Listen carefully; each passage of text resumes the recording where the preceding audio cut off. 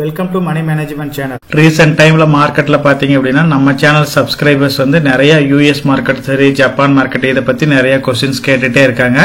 So other மார்க்கெட்ல invest பண்றது ஒரு நல்ல விஷயம் தான். இருந்தாலுமே ஸ்மால் ரீட்டைலர்ஸ்க்கு எல்லாமே இது அந்த அளவுக்கு சூட்டபுல்லா இருக்காது. நீங்க வந்து 5 to 10 lakhs வரைக்கும் நீங்க வந்து இயர்லி அதர் கண்ட்ரீஸ்ல இன்வெஸ்ட் பண்ற கெப்பாசிட்டி இருந்துச்சு அப்படின்னா மட்டும்தான் நம்ம அதர் கண்ட்ரி மார்க்கெட்டுக்கு போனா நமக்கு வந்து ஓரளவுக்கு பெனிஃபிட் கிடைக்கிறதுக்கு வாய்ப்பு இருக்கு. அப்படி இல்லை அப்படின்னா நம்ம வந்து டாலர் கன்வர்சேஷன் அதர் ஃபீஸஸ் இது எல்லாமே வந்து ஜாஸ்தியா இருக்கும். ஸோ அதனால வந்து நம்ம வர்ற ப்ராஃபிட்டை வந்து மேக்சிமம் வந்து அதுலயே நம்ம லாஸ் பண்ணிடுவோம். அதனால வந்து நம்ம டைரக்டா வந்து அதர் மார்க்கெட்ல இன்வெஸ்ட் பண்றதுக்கு பதிலாக இப்ப மியூச்சுவல் ஃபண்ட் ETF இந்த மாதிரி அதர் கண்ட்ரீஸ்ல இன்வெஸ்ட் பண்ற டூல்ஸ் இருக்கு. அதுல இன்வெஸ்ட் பண்ணா நமக்கு பெட்டர் ரிட்டர்ன் கிடைக்கிறதுக்கு நிறைய வாய்ப்பு இருக்கு. டைரக்ட் மார்க்கெட் அவாய்ட் பண்ணிட்டு நீங்க வந்து இந்த மாதிரி மியூச்சுவல் ஃபண்டவோ ETF செலக்ட் பண்றது என்னோட பாயிண்ட் ஆஃப் வியூல பெட்டரான ஆப்ஷனா இருக்கும். நீங்க வந்து 5 to 10 lakh வந்து இயர்லி அதர் கண்ட்ரி மார்க்கெட்ல இன்வெஸ்ட் பண்ற அப்படி இருந்தா நீங்க டைரக்டா இன்வெஸ்ட் பண்றது பெட்டரான ஆப்ஷனா இருக்கும். என்னோட போர்ட்போலியோல வந்து பாத்தீங்க அப்படின்னா நான் இது வரைக்கும் வந்து அதர் கண்ட்ரி மார்க்கெட்ல எதுலயும் இன்வெஸ்ட் பண்ணல. மியூச்சுவல் ஃபண்ட் ஒரு இதுல வந்து இன்வெஸ்ட் பண்ணலாம் அப்படின்ற டிசைட் பண்ணி வச்சிருக்கேன். இன்னும் இது வரைக்கும் நான் எதுலயும் இன்வெஸ்ட் பண்ணல. அதே மாதிரி நம்ம சேனல் சப்ஸ்கிரைபர்ஸ் பாத்தீங்க அப்படின்னா இப்ப பேங்கிங் ஸ்டாரை பொறுத்த வரைக்கும் பெரிய மூவ்மெண்ட் இல்லாம இருக்கு. இதுல வந்து பாத்தீங்க அப்படின்னா ரேட் கம்மியா இருக்கிற அதாவது 100 rupeesக்கு கம்மியா இருக்கிற பேங்கை பத்தி நிறைய கொஸ்டின்ஸ் கேட்டுட்டு இருக்காங்க. அதே மாதிரி லாங் டேர்முக்கு சூட்டபுளான ஒரு சில பேங்க்ஸை பத்தி கேட்டுட்டு இருக்காங்க. இப்ப நிப்டி 50ல ட்ரேட் ஆகிற லார்ஜ் கேப் பேங்க் மட்டும் ஒரு சில ஸ்மால் பேங்க்ஸ் பத்தி டீடைலாவே கேட்டுட்டு இருக்காங்க. அதுவும் பாத்தீங்க அப்படின்னா ரேட் வந்து 100 rupees கீழே இருக்கிற பேங்க்ஸ் அதுக்கு மேல. இதுல எந்த பேங்க் வந்து லாங் டேர்முக்கு சூட்டபுளா இருக்கும் அப்படிங்கறத பத்தி இந்த வீடியோல வந்து அனலைஸ் பண்ணலாம். என்னோட போர்ட்போலியோவை பொறுத்த வரைக்கும் நான் வந்து கொஞ்சம் அக்ரெசிவ் இன்வெஸ்டரா தான் இருக்கேன். முடிஞ்ச வரைக்கும் என்னோட அசெட் அலோகேஷன் எல்லாமே பாத்தீங்க அப்படின்னா ஈக்விட்டியில தான் இருக்கு. ஒரு ஹெவியான மார்ஜின் வந்து நான் ஈக்விட்டியில தான் இன்வெஸ்ட் பண்ணிருக்கிறேன்.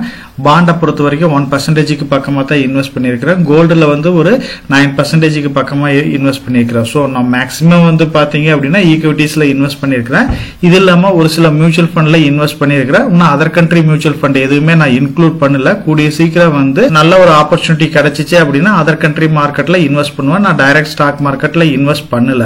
ஸோ அதனால நம்ம இப்ப டிஸ்கஸ் பண்ண மாதிரி நீங்க வந்து ஒரு ஹெவியான அமௌண்ட் இன்வெஸ்ட் பண்ற மாதிரி இருந்தா மட்டும்தான் வந்து டைரக்ட் ஈக்விட்டியில இன்வெஸ்ட் பண்ணுங்க அதர் கண்ட்ரீஸ்ல. அப்படி இல்ல அப்படின்னா மியூச்சுவல் ஃபண்ட்ல ETF இன்வெஸ்ட் பண்றது பெட்டரான ஆப்ஷனா இருக்கும். சோ என்னோட அசெட் அலோகேஷன் பாத்தீங்க அப்படின்னா ஹெவியா ஈக்விட்டிஸ்ல தான் இருக்கும். சோ இது என்னோட பாயிண்ட் ஆஃப் வியூல நான் செட் பண்ணி இருக்கிறது. சோ உங்களோட ஏஜ் ஃபேக்டர், சோ உங்களோட இன்கம், சோ உங்களோட மணி எவ்வளவு தேவை அதை பொறுத்து உங்களோட அசெட் அலோகேஷனை வந்து ஃபாலோ பண்ணிக்கங்க.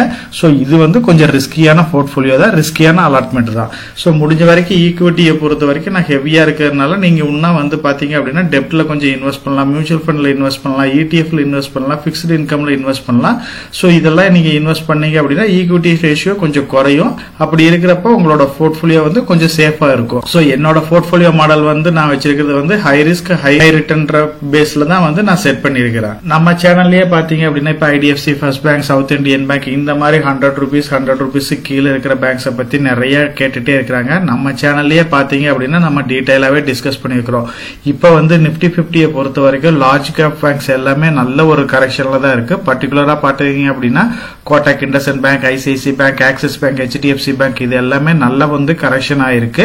உண்மையே பாத்தீங்க அப்படின்னா ஒரு ரேட் கட் வர்ற வரைக்கும் இந்த பேங்க்ஸ் எல்லாமே வந்து கரெக்ஷன் ஜாஸ்தியா இருக்கு தான் நிறைய வாய்ப்பு இருக்கு. இப்ப வந்த ரிசல்ட்ஸும் சரி, இப்ப வந்த ரிசல்ட்ஸை பேஸ் பண்ணி பாத்தீங்க அப்படின்னா இந்த பேங்கோட டெபாசிட் எதுவுமே ஏறாம இருக்கு. அதனால இவங்க கடன் கொடுக்கிற கெப்பாசிட்டியும் கொஞ்சம் குறையும்.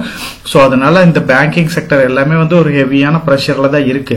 எப்ப ரேட் கட் எல்லாமே நடக்குது, இங்க டெபாசிட்டரி இன்ட்ரெஸ்ட் ரேட் ஹைக் கொஞ்சம் ஜாஸ்தி பண்ணா மட்டும்தான் இது எல்லா ப்ராப்ளமும் கொஞ்சம் சால்வ் ஆகும். அப்படி வந்து இது எப்ப எல்லாம் டர்ன் ஓவர் ஆகுறதுக்கு மேபி இன்னும் 1 or 2 years கூட ஆகலாம். இருந்தாலுமே இது எல்லாமே வந்து லாங் டேர்ம் பாயிண்ட் ஆஃப் வியூல எக்ஸலண்டா பர்ஃபார்ம் பண்ற பேங்க் தான். முடிஞ்ச வரைக்கும் உங்களோட போர்ட்போலியோல வந்து பேங்கிங் செக்டர்ல ஸ்டாக்ஸ் இல்ல அப்படின்னா நீங்க வந்து இமீடியட்டா வந்து ICICI பேங்கை கன்சிடர் பண்ணலாம். அதே மாதிரி கோட்டக் கன்சிடர் பண்ணலாம், HDFC கன்சிடர் பண்ணலாம். சோ இதுல எல்லாம் ஓரளவுக்கு ஹோல்டிங்ஸ் இருக்கு அப்படின்னா மட்டும் நீங்க வந்து நெக்ஸ்ட் லெவல் பேங்கை வந்து கன்சிடர் பண்ணுங்க. அதாவது நம்ம இப்ப டிஸ்கஸ் பண்ண மாதிரி 100 rupees கீழே இருக்கிற பேங்க்ஸ் அந்த மாதிரி ஓரளவுக்கு போர்ஷன் எடுத்துங்க. என்னோட பாயிண்ட் ஆஃப் வியூல நீங்க ஃபர்ஸ்ட் ஆப்ஷனா வந்து இந்த நிப்டி 50ல இருக்கிற பேங்கை கன்சிடர் பண்றது பெட்டரான ஆப்ஷனா இருக்கும். அதுலயும் வந்து ICICI bank, Kotak bank, HDFC இது எல்லாமே வந்து நல்ல ரிட்டர்ன் கொடுக்கக்கூடியதுதான். கோட்டாக் பேங்க்கும் சரி HDFC பேங்க். கோட்டாக் பேங்க் பாத்தீங்க அப்படின்னா லாஸ்ட் 5 இயர்ஸா வந்து ஒரு பெரிய ரிட்டர்ன் கொடுக்கல. HDFC லாஸ்ட் 2 இயர்ஸா வந்து ஒரு பெரிய ரிட்டர்ன் கொடுக்காம தான் இருக்கு. இருந்தாலுமே இதெல்லாம் வந்து நல்ல ஹெவி வெயிட் பேங்க். ஒரு டர்ன் ஓவர் வர்றப்ப ஒரு நல்ல ரிட்டர்ன் கொடுக்கும். ஆல் டைம் ஃபேவரா வந்து பாத்தீங்க அப்படின்னா ICICI பேங்க் வந்து நல்லா பர்ஃபார்ம் பண்ணிட்டே தான் இருக்கு. லாங் டைம்ல பாத்தீங்க அப்படின்னா ஒரு சில பேங்க்ஸ் இப்ப வந்து பாத்தீங்க அப்படின்னா 500 rupees கீழே இருக்கிற பேங்க்ல பாத்தீங்க அப்படின்னா federal bank, Tamil Nadu mercantile bank, Karnataka bank இது எல்லாமே இருக்கும். ஃபெடரல் பேங்கை பொறுத்த வரைக்கும் இது வந்து ஒரு நல்ல பேங்க் தான். இது வந்து பாத்தீங்க அப்படின்னா மியூச்சுவல் ஃபண்ட் ஹோல்டிங்ஸ்ல வந்து டாப் 100 ஹோல்டிங்ஸ்ல வந்து இது ஒரு பேங்கா இருக்கு. ஸோ இதுக்கு வந்து ஃபியூச்சர் growth எக்ஸலண்டா இருக்கு.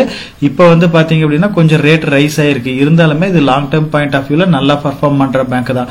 பிலோ 100 rupees கீழே அப்படின்னு பாத்தீங்க அப்படின்னா சவுத் இந்தியன் பேங்க் இருக்கு, IDFC ஃபர்ஸ்ட் பேங்க் இருக்கு, இந்தியன் ஓவர்சீஸ் பேங்க் இருக்கு, யூகோ பேங்க் இருக்கு. ஸோ சவுத் இந்தியன் பேங்கை பொறுத்த வரைக்கும் நம்ம ஆல்ரெடி டிஸ்கஸ் பண்ணதா. இது வந்து எப்ப அந்த ரைட்ஸ் இஷ்யூ கம்ப்ளீட் ஆகுதோ அதுக்கப்புறம் வந்து இந்த ஸ்டாக் வந்து பெரிய மூவ்மெண்ட் இல்லாம நியூட்ரலா ட்ரேட் ஆகும் அப்படின்னு நம்ம டிஸ்கஸ் பண்ணோம். அதே மாதிரி இந்த ஸ்டாக் வந்து பெரிய மூவ்மெண்ட் இல்லாம தான் இப்ப ட்ரேட் ஆயிட்டு இருக்கு. IDFC ஃபர்ஸ்ட் பேங்க்கும் பாத்தீங்க அப்படின்னா லாஸ்ட் 1 or 2 இயரா நல்ல கரெக்ஷன் ஆயிட்டு தான் இருக்குது. பெரிய மூவ்மெண்டே இல்ல. கிட்டத்தட்ட பாத்தீங்க அப்படின்னா ஒரு 100 rupeesக்கு பக்கமா போன இந்த ஸ்டாக் வந்து இப்ப 70 somethingல வந்து ட்ரேட் ஆயிட்டு இருக்கு. உண்மையாமே வந்து இதோட மெர்ஜர் வந்து கம்ப்ளீட் ஆகாம இருக்கு IDFC லிமிடெடுக்கும் IDFC ஃபர்ஸ்ட் பேங்க்குக்கும். சோ இது எல்லாமே ஆகிறப்ப பாத்தீங்க அப்படின்னா இந்த பேங்க் வந்து HDFC பேங்க் மாதிரி 1 or 2 இயர்ஸ் வந்து இதெல்லாம் வந்து ஸ்டேபிளா இருக்கிறதுக்கு நிறைய வாய்ப்பு இருக்கு. இப்ப நம்ம டிஸ்கஸ் பண்ணிருக்கிற bank Indian Overseas Bank, UCO Bank இது எல்லாமே வந்து பப்ளிக் செக்டர்ஸ் பேங்க்ஸா இருக்கு. சோ இப்ப நம்ம டிஸ்கஸ் பண்ண மாதிரி பேங்கிங் செக்டரை பொறுத்த வரைக்கும் எதையுமே வந்து இமிடியேட் ரிட்டர்ன் கொடுத்துறாது. இந்த பேங்க்ஸ்ல எல்லாமே வந்து இன்னும் 1 or 2 இயர்ஸ் ஆனதுக்கு அப்புறம் தான் வந்து நல்ல ஒரு இம்ப்ரூவ்மெண்டே இருக்கும். நீங்க long term point of view அதாவது 5 to 10 இயர்ஸ் நீங்க இந்த மாதிரி ஹோல்ட் பண்ற அப்படி இருந்தா IDFC ஃபர்ஸ்ட் பேங்கை கன்சிடர் பண்ணலாம், ஃபெடரல் பேங்கை கன்சிடர் பண்ணலாம். இது ரெண்டுமே வந்து நல்ல ஒரு ரிட்டர்ன் கொடுக்கிறதுக்கு வாய்ப்பு இருக்கு. சோ லார்ஜ் கேப் பேங்கை பொறுத்த வரைக்கும் நம்ம டிஸ்கஸ் பண்ண மாதிரி ICICI, HDFC, கோட்டாக்கை கன்சிடர் பண்ணலாம். அதுக்கப்புறம் பாத்தீங்க அப்படின்னா இந்த 100 rupees ரேஞ்சில் இருக்கிற பேங்க்ல பாத்தீங்க அப்படின்னா ஃபெடரல் பேங்க், IDFC பேங்கையும் கன்சிடர் பண்ணலாம். இதுவுமே வந்து நல்ல ரிட்டர்ன் கொடுக்கும். நம்ம சேனல்லயே பாத்தீங்க அப்படின்னா டீடைலாவே டிஸ்கஸ் பண்ணிருக்கிறோம். இந்த மெர்ஜர் ஆர்பிட்ராஜ் பெனிஃபிட் பாத்தீங்க அப்படின்னா IDFC ஃபர்ஸ்ட் பேங்க்ல இன்னும் இருக்கு அப்படின்ற மாதிரி டிஸ்கஸ் பண்ணிருந்தோம். அதுல வந்து IDFC லிமிடெட் ஷேர்ஸ் நீங்க பை பண்ணீங்க அப்படின்னா உங்களுக்கு IDFC ஃபர்ஸ்ட் பேங்கா கன்வெர்ட் ஆகிறப்ப இப்ப மெர்ஜர் ஆர்பிட்ராஜ் பெனிஃபிட் இருக்கு. இப்போ ஓரளவுக்கு இன்னும் வந்து மெர்ஜர் ஆர்பிட்ராஜ் பெனிஃபிட் இருக்கிறதுனால லாங் டர்ம் பாயிண்ட் ஆஃப் வியூல IDFC ஃபர்ஸ்ட் பேங்க் நீங்க வாங்கணும் அப்படின்னா நீங்க IDFC லிமிடெட் இப்ப கன்சிடர் பண்ணுங்க. சோ அது கன்வெர்ட் ஆகிறப்ப நமக்கு வந்து ஒரு நல்ல பெனிஃபிட் கொடுக்கிறதுக்கு வாய்ப்பு இருக்கு. இதுக்கு உண்டான மெர்ஜர் டேட் இன்னும் அனௌன்ஸ் பண்ணாம இருக்காங்க. ரெக்கார்ட் டேட் இன்னும் கிடைக்கல. கூடிய சீக்கிரம் வந்து இது கம்ப்ளீட் ஆகிறதுக்கு நிறைய வாய்ப்பு இருக்கு. அதே மாதிரி ஃபெடரல் பேங்க் ஒரு எக்ஸலண்டான பேங்க் தான். இதுவுமே நல்ல ஃபியூச்சர் growth இருக்கிற பேங்க் தான். சோ நீங்க வந்து நிப்டி 50 பேங்க் இல்லாம ரிமைனிங் பேங்க்ஸை கன்சிடர் பண்ற அப்படி இருந்தா என்னோட பாயிண்ட் ஆஃப் வியூல இந்த ரெண்டு பேங்க் வந்து பெட்டரா பெர்ஃபார்ம் பண்றதுக்கு நிறைய வாய்ப்பு இருக்கு. அதனால வந்து ஃபியூச்சர்ல இது நல்ல வந்து ஒரு மல்டி பேக்கர் ஸ்டாக்காவும் மாறுறதுக்கு வாய்ப்பு இருக்கு. நம்ம சேனலை பொறுத்த வரைக்கும் நம்ம சேனலை வந்து சப்ஸ்கிரைப் பண்ணிட்டு ஒரு 50% பாக்குறாங்க. சப்ஸ்கிரைப் பண்ணாம ஒரு 50% பார்த்துட்டு இருக்காங்க. சப்ஸ்கிரைப் பண்ணாத ஃப்ரெண்ட்ஸ் நம்ம சேனலை வந்து சப்ஸ்கிரைப் பண்ணி சப்போர்ட் பண்ணுங்க. நம்ம சேனல் மெம்பர் கம்யூனிட்டியில போர்ட்போலியோ அப்டேட், அதாவது என்னோட போர்ட்போலியோல என்ன ஸ்டாக் பை பண்றேன், என்ன ஸ்டாக் செல் பண்றேன், என்னென்ன சேஞ்சஸ் பண்ணிட்டு இருக்கேன், இதை பத்தி இன்ஃபர்மேஷன் வந்து ஷேர் பண்ணிட்டு இருக்கேன். டெய்லி மார்க்கெட் அப்டேட் வந்து முடிஞ்ச வரைக்கும் போஸ்ட் பண்ணிட்டு இருக்கேன். கார்ப்பரேட்ல என்னென்ன ஈவென்ட் இருக்கு, நம்மளோட இந்திய எக்கனாமியை பத்தி ஒரு சில யூஸ்ஃபுல்லான இன்ஃபர்மேஷன்ஸ் எல்லாமே ஷேர் பண்ணிட்டு இருக்கோம். மெம்பர் கம்யூனிட்டில ஜாயின் பண்ணி இதை ரெகுலரா ஃபாலோ பண்ணீங்க அப்படின்னா உங்களுக்கு நாலேஜ் இம்ப்ரூவ் ஆகிறது மட்டும் இல்லாம உங்களோட போர்ட்போலியோவை ஹெல்த்தியா பில்ட் பண்றதுக்கு எல்லா வகையிலும் சப்போர்ட்டிவா இருக்கும். இப்ப டிஸ்கஸ் பண்ண இன்ஃபர்மேஷன் எல்லாம் உங்களுக்கு யூஸ்ஃபுல்லா இருக்கும்னு நினைக்கிறேன்.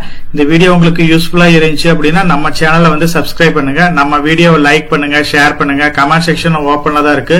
சோ இந்த வீடியோ பத்தி உங்களோட ஒப்பீனியன் என்ன, இதுல என்னென்ன டவுட்ஸ் இருக்கு அப்படின்னு நீங்க கமெண்ட் செக்ஷன்ல போஸ்ட் பண்ணீங்க அப்படின்னா உங்களுக்கு மட்டும் இல்லாம நம்ம வியூவர்ஸ் எல்லாத்துக்குமே நல்ல ஒரு சப்போர்ட்டிவா இருக்கும். நான் ஒரு செபி ரிஜிஸ்டர்ட் அட்வைசர் கிடையாதுங்க. நம்ம சேனல்ல போடுற வீடியோக்கள் எல்லாமே வந்து பாத்தீங்கன்னா எஜுகேஷனல் ஆர் இன்ஃபர்மேஷன் பர்பஸ்க்கோசரம் போஸ்ட் பண்ற வீடியோக்கள் தாங்க. இன்வெஸ்ட்மெண்ட்னா கண்டிப்பா ரிஸ்க் இருக்கும். அதனால நீங்க உங்க பினான்சியல் அட்வைசர் டிஸ்கஸ் பண்ணியோ இல்ல நீங்களா ஓன் டிசிஷன் எடுத்தோ இன்வெஸ்ட் பண்ணுங்க.